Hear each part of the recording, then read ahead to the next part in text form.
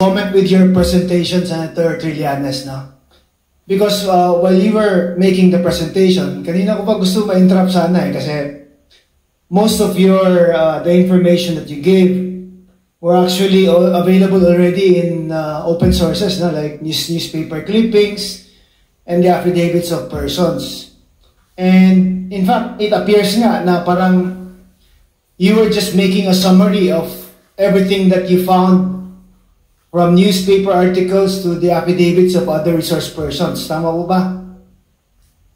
Yes, Mr. Chairman. And the difficulty kasi in asking you questions about it is that because your statements are going to be based on either an article or the affidavit of another person. And the rule supposedly is that it's best to ask the person who executed the affidavit or the person who made the news article, di ba? Kasi parang maging double hearsay na tuloy yung sitwasyon ngayon, di ba? Yes, Mr. And I hope you understand why I'm saying this, because in the spirit of fair play din sana, it would give the other persons who have been named in the affidavit and in the news articles also the opportunity to confront the persons who actually made the affidavit. Yes, Mr. Chairman. Sa nakita nyo po, no, since hindi naman po tayo nasa court of law, the way I presented everything, ito yung resulta ng investigation, no? When I was still in the Senate, and nagkalap kami ng intelligence information, open sources, tapos insider information. Then that was very critical. Before namin nakausap si Las Cañas, all of us were susceptible in embracing or swallowing the false narrative of Duterte na talagang galit siya sa droga. And the way he delivers these things, very emphatic na talagang parang kapanipaniwala na galit talaga. But then, here's an insider guy who came up with all of this information. Talagang nag-iba yung paradigm. And ang difficulty namin at that time was how to communicate this new paradigm to the general public, because at that time talagang kontrolado nila yung buong communications apparatus, and yun po ang difficulty. You're referring to Art Las Cañas? Yes, opo. Well, the issue I have with Art Las Cañas din kasi when he first appeared before the Senate ba yun? Yes. He was saying a different thing. In fact, he was defending then President Duterte. It was only a few months after where he recanted and made another statement about the involvement of then President Duterte about drugs. And every time kasi we present a witness na parang says something and then does another thing, medyo kami din ang natatamaan dyan di ba? Kasi it's parang coming from a tainted source. That's why I hope you understand my sentiments po, because I always want to protect also the integrity of this committee. That's why I'm bringing these issues up, no? Kasi while I was listening to you kanina, it's either Art Las Cañas, Asierto, or the other newspaper articles ang basis ng I was really hoping that you could have given us more concrete siguro evidence po on what actually to support the allegations made by Las Cañas. Okay, I totally agree, no? Especially coming from lawyers, very strict yung discipline nila about witnesses recanting. But as as a non-lawyer, in my case, when I was still a cadet, I was the chairman of this honor committee. Talagang we do investigative work, and we profile the subjects, demeanor. So na-acquire ito when I was in the Navy as an investigation officer. Nakikita mo you'll be able to know whether somebody is lying and somebody is telling the truth, no? Pwedeng matest po yan in so many ways, mabibet. Pero po yung paglalay at the first instance, depende po sa circumstances. when they are fearful of their own lives, it is totally understandable. At pero dito po, ang nangyari sa kanya, talagang he risked everything eh. Kumbaga hindi ako makapaniwala nung unang sinabing babaliktad si Las Cañas, because doon sa first appearance niya sa Senate, talagang matindi talaga, hardcore siya. Pero kaya binet muna namin, first few baka mapapatibong kami. Pero yun na talagang parang yun niya na. He doesn't want to be burdened by all of these people he killed. So yun na, he was out for redemption.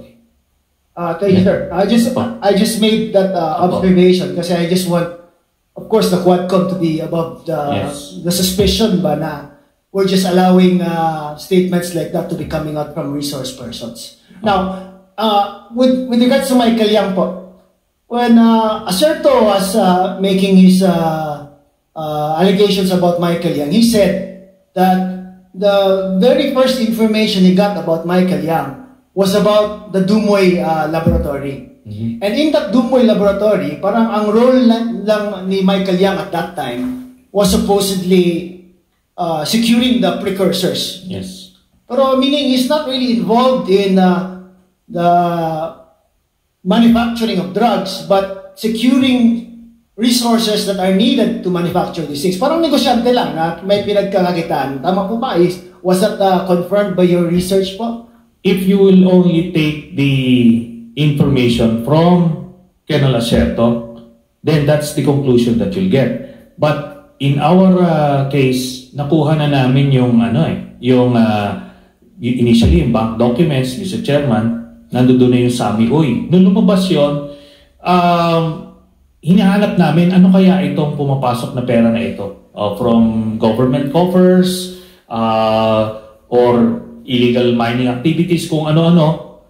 But eventually, nung si Las Cañas pumasok, and we got him around January of 2017 a few months before the appearance of Colonel Acerto.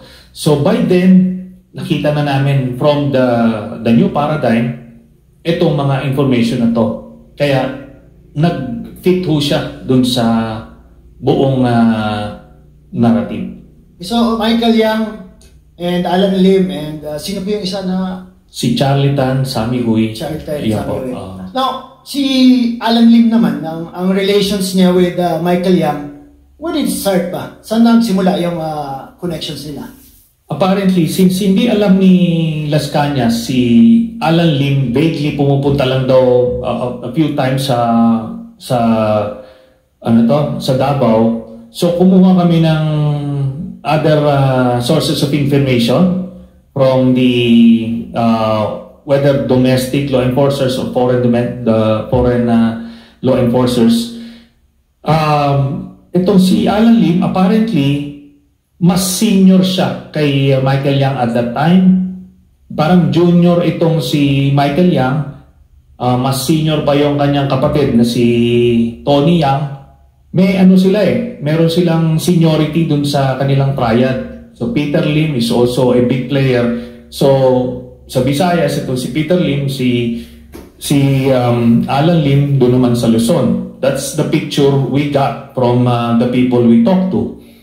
Tapos pero si Michael Yang naka-jackpot siya kasi yung connection niya with Duterte nag-pay off when he became president, kaya na-elevate siya, na fast track yung kanyang promotion doon sa kanyang organization. Ganun po yun. Now, if you're saying na Michael Yang was using his siguro closeness with the former president to further his drug interest, why would he be content with just being economic advisor? Why not ask for a different position which would give him siguro more access to whatever he's doing? But that's a question that most people would say. Diba kung involved siya sa drugs, bakit economic advisor lang? Wala naman niyang benefit to his business.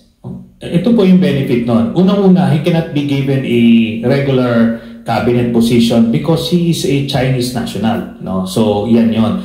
Yung economic advisor, is just a title to project to the whole bureaucracy na ano ito, malakas itong tao na ito. That's going to afford him the protection that he needs, no? Yung connection do sa network kasi binavouch siya. And yung pinag-uusapan kung paano nag-pay off yung kanyang closeness, dun sa family issue, yun po, di ba, lumabas. Kahit nasa labas siya, ang dami niya nakuhang kontrata because of that connection. At hindi pa po na may mention dito yung kinita nila dun sa Sinovac, no?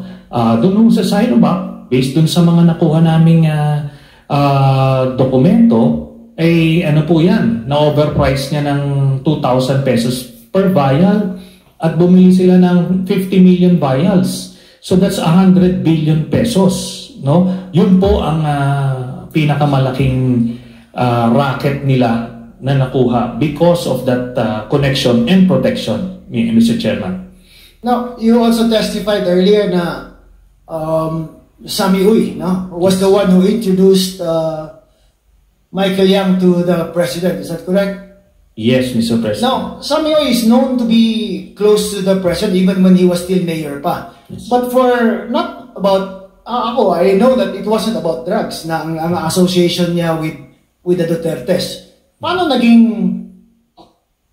biglang all of a sudden naging drugs to na angle na kung isipin natin, it should have started way before kung yun man ang original intention ni Sammy Uy, di ba? Kasi he was already close to the president when the president was still mayor of Davao. Yes, and it did start way before. According dun sa interview ni Las Cañas, nag-start po silang tatlo mag-engage kay Duterte noong 2001. At major campaign contributor sila noong una.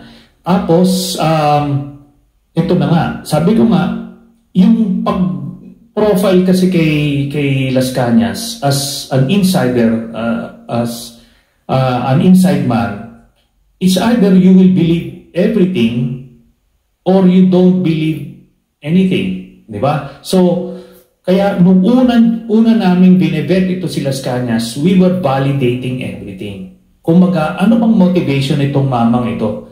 At I think if it's one skill set that we have is yun pong pag-vet, pag-background check. So, nakikita po namin yung mga motivations. And sinabi po niya ako, without you take out Las Cañas, pag nakita mo yung cover ni Sammy Uy, talagang maganda maganda ho Kaso sinabi ni Las Cañas, and before that, nakuha po namin, Mr. Chairman, yung bank documents. Ando doon siya Bakit siya nagbibigay ng 40 to 50 million dun sa 5 members of the family every 6 months? Ano yun? Anong klaseng business po yan? Tapos marami pa pong eventually kung in an impeachment court, hypothetically, lalabas po yan. Kung kanino galing pumapasok po yan. At ang blunder po ni Duterte, ginawa ho niyang joint account sila ni Sara So, ano po ito? Lumabas po doon. Pero you would agree with me, Senator, na there's nothing wrong naman in making political contributions to campaigns, di ba? I mean, a lot of businessmen do that, di ba? For as long as it is properly reported in your statements of contribution expenditures, okay lang yan, di ba? Okay lang po yan, Mr. Chairman. Kung hindi mo alam, kunyari ngayon, napag-uusapan na si Michael Yang as a drug lord, would you accept a campaign contribution from Michael Yang? I don't think so.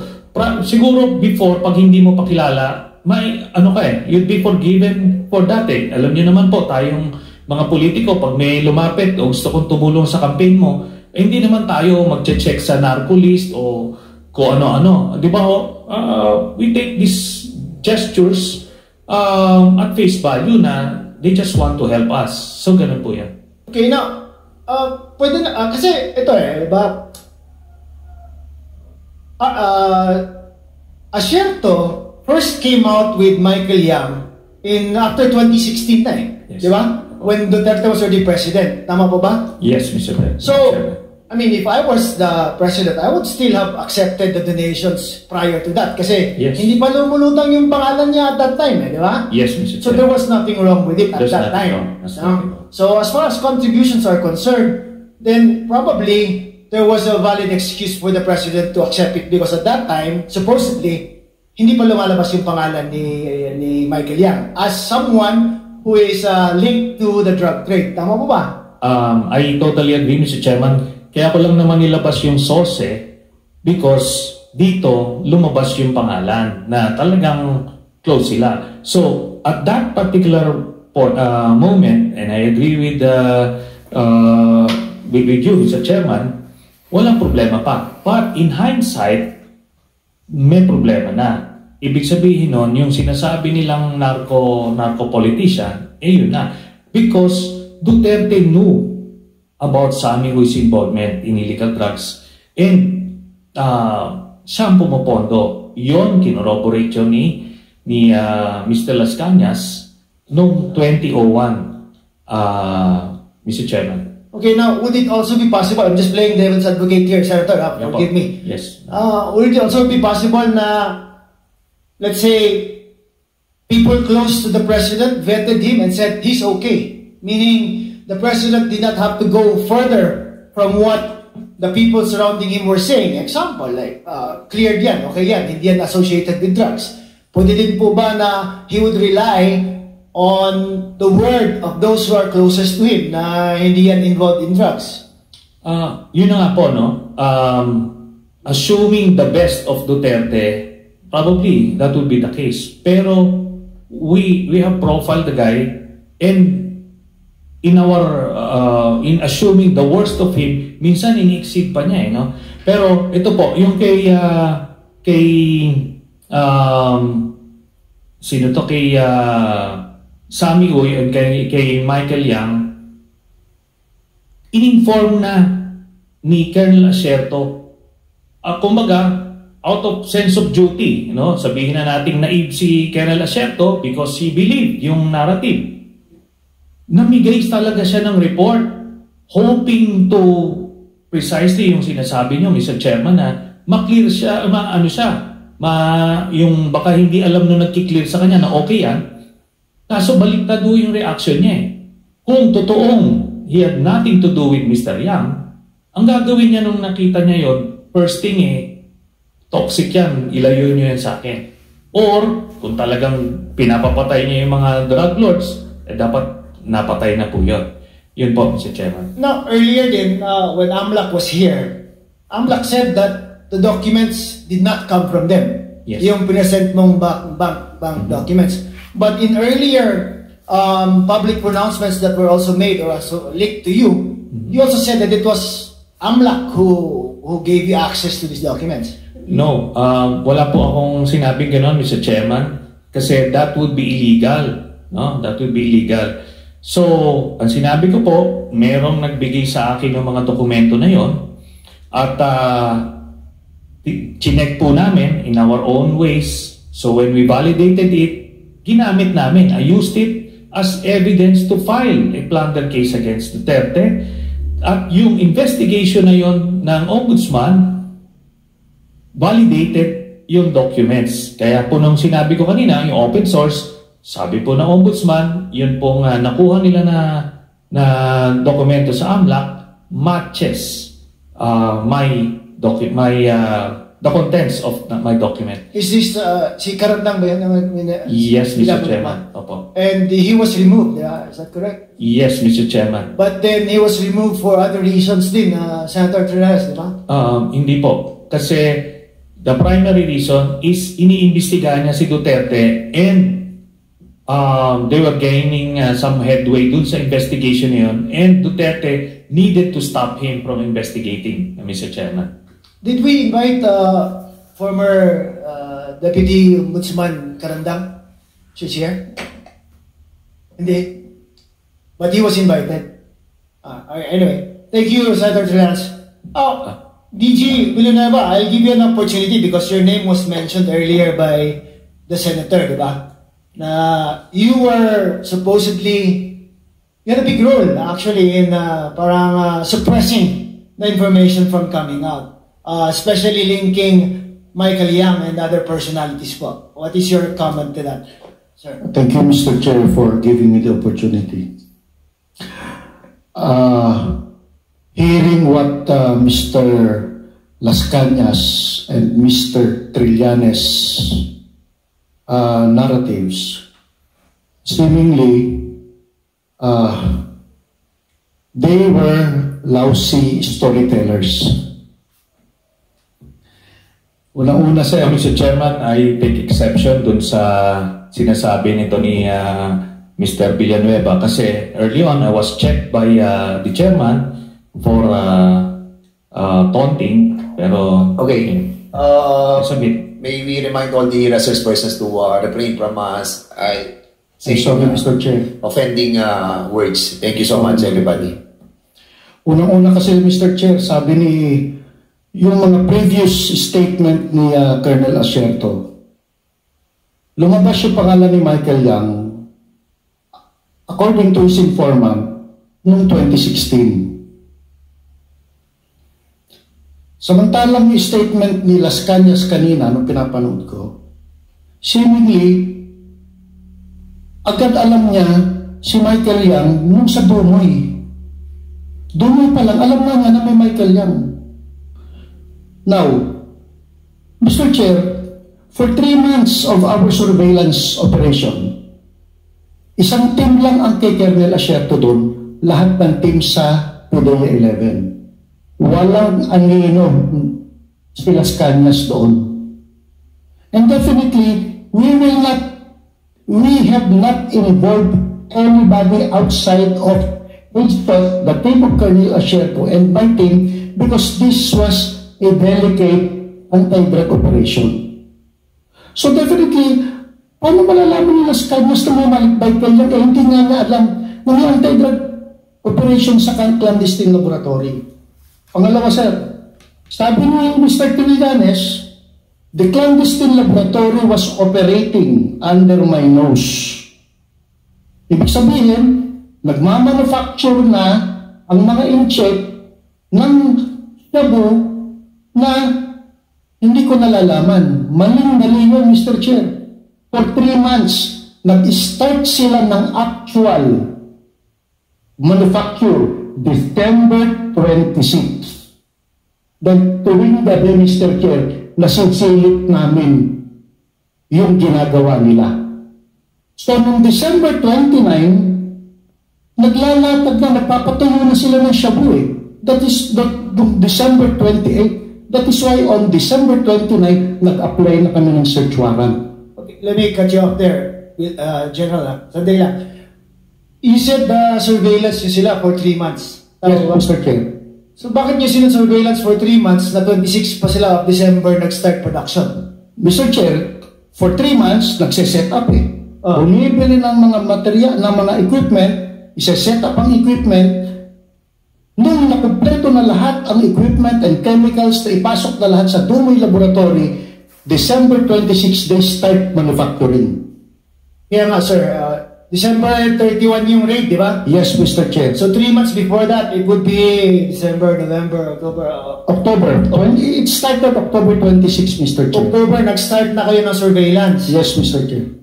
Anong isa-surveil nyo kung hindi pa sila nag-produce ng drugs at that time? Again, Mr. Chair, nag-start kami ng surveillance December 26 dahil binigyan kami ng information. No, 3 months before. October 26, yes, sir. Dahil binigyan kami ng information ng USDEA na may paparating na Chinese chemist sa Davao City. Yun yung information, Mr. Chair. From the airport na sundan namin hanggang dumating sila sa Arlene apartment. And from there, doon na kami nag-start ng follow kung saan pupunta itong mga to hanggang sa natumbok namin ang Dumoy Clandestine Laboratory. Okay, so the surveillance started because of an information given that a chemist was going to Davao. Yes, Mr. Not Chair. because they were already producing drugs at that time. No, Mr. Not because the laboratory was already set up at that time. Yes, Mr. But only because of the raw information that a chemist was there supposedly Exactly, Mr. start a laboratory. Yes, Mr. That's why Chair. 3 months. Kasi minamatch ko lang eh, di ba? Sa akin kasi, if you look at it, na parang I hope you forgive me, Yes, Mr. Chair. 3 months before, ano yung surveillance mo kung wala pa nga yung laboratory? And ano yung surveillance mo kung hindi pa nga sila nagpuproduce ng droga na sinasabi natin? Yes. Diba? That's what led to the raid nga eh, di ba? The production of these drugs. Yes, Mr. Chair. Okay, So, dun sa 3 months na yun, sir, nakaka-follow kami dun sa up-down na warehouse at dun sa Bunawan na kung saan naandun yung magnetic, naandun yung air scrubber na malaki, Mr. Chair. They just started manufacturing December 26. So on the 3rd day, nag-apply na kami ng search warrant dahil nagpapatuyo na sila ng shabu. So, we applied December 29. We implemented December 31. That is 5 days, Mr. Chair. So, maling-mali yung sabi ni Mr. Trillanes na they are already manufacturing under my nose. They are setting up the laboratory na ando na po kami. Okay, so sige. Mr. Chairman, Robert, Senator Trillanes, just let me finish my questioning with DG Villanueva. So sir, klaruhin natin, categorical lang na questions and then a short answer also. So hindi totoo na siguro kinover up mo some information to protect some of the personalities mentioned by Senator Trillanes. Like, It's not true na you protected or siguro kept information that would link Michael Yang. wala pong Michael Yang sa laboratory, Mr. Chair. You did not keep information that would keep information about Sammy Uy being involved in drugs. Hindi ko kilala yan, Mr. Chair. Hindi mo kilala si Sammy Uy? Hindi ko kilala si Sammy Uy. In Davao? Yes, sir. Oh, he's pretty popular in Davao, Sa drugs ako na sa drugs, Mr. Chair. Okay, but as a businessman, hindi mo kilala si Sammy Uy. Okay. Hindi mo kinontrol yung information as far as sino ba yung Charlie Tan is concerned. Napapalitaan ko si Charlie Tan na siya yung may-ari ng EP. KTV, yeah. Yun lang, Mr. Chair. But nothing that relates to the drugs. Nothing. Okay. So, again, Senator Trillanes, go ahead, sir. Well, unang-una, yung nire-refer natin, Mr. Chairman, about all of these things operating under his nose, yung Green Heights Subdivision. Tapos yung sinasabi ni Las Cañas, wala naman siyang sinabing part siya ng team nila, no? If only nakikinig siya doon sa interview, sinasabi niya, nandito siya sa side nila Duterte, dito siya, close in siya dito, nakita niya yung laro at galaw nila Sammy Uy, Charlie Tan at Michael Yang. Dito siya sa part na to, tapos binigyan siya ng mission doon sa afternoon raid to turn na sila ang magre-receive ng 11 galing sa tropa niya. So that was his first encounter with this guy. Kumaga, to clean up yung to cover up yung ano na nga yun, yung mess na yun kasi umaabot na aabot kay Michael Yang. So doon siya, wala siya doon sa operating unit kasi part niya siya nung sindikato, Double Death Squad ni Mr. Duterte. And ito yan, Mr. Chairman. This guy, ang tagal niya sa Davao, PIDEA, eventually naging Director General siya ng PIDEA. Tanungin siya kung sino yung mga drug lord nung mga malalaking shipment. I doubt kung sasabihin niya kung sino. Ito lang yung sa mga pulis, yung 990 kilos na shabu. Tanungin siya kung sino ang mastermind nun. Wala ka makukuha ng sagot. It's either incompetence or kasabwat. And I, because of the testimony of Las Cañas, kasabwat, Mr. Chairman. Ganun lang po yun. Thank you, Senator Trillanes. Now, you also mentioned, Senator Trillanes, in your testimony, you mentioned Councilor Smolabiliera kanina, no, na siya yung sabi mong bagman. Yes. The thing an issue that I have with this is, parang, parang walang links naman eh. Bigla na lang sinasabi na just because there are photos of them together, then ma-assume ba na, come to a conclusion that he's involved. Yan po, yung conclusion po na yan, Mr. Chairman, was born out of the investigation po dun sa Senado. that ito pong si Mr. Mark Taguba and other brokers kailangan magbigay ng enrollment fee kay Pulong at Manscarpio para maging accredited brokers sila nung pagpasok nila ng mga kontrabado, Mr. Chairman. At ang middleman na nagre-represent kay Mr. Pulong Duterte is si Mr. Small Abiliera. So lahat po itong mga information na to, yung pera na binibigay sa kanya, lahat galing po yan dun sa investigation po namin sa Senado, Mr. Chairman. Before I ask Councilor Abiliera, but isn't it also a fact that the witness that you're referring to, Mark Taguba, also recanted the testimony that he gave? Hindi ba siya nag-recant? Wala pong recantation na... Walang recantation? Opo. So he's sticking to the allegations that he made of the involvement of some of the members of the presidential family in the previous administration? Yes, Mr. Chairman, as represented by Mr. Small Abiliera. Okay. Mr. Chair, if I could just ask a few questions to Small Abiliera, sir. Okay, go ahead. Mr. Small Abiliera, sir. Question lang, diretso na po ang tanong, at saka I hope you give me a straight answer din, no? Kasi kanina nabanggit ni Senator Trillanes that you were acting as a bagman. Is that true or not? It is not. So you categorically deny that you are acting for and behalf of somebody else as a bagman. Tama po? Mr. President, binanggit lang naman niya ako dahil close kami at that time ni Pulong Duterte. Totoo naman yun, inamin ko, alam niya sa Senate, nagkarap kami sa Senate niyan. Sinabi ko na yun, sinigot ko na yun siya niyan. Kaya na hanggang ngayon, wala silang maano sa akin eh. So you were saying that it's at that time, no, close kayo at that time. Ngayon, hindi na kayo close.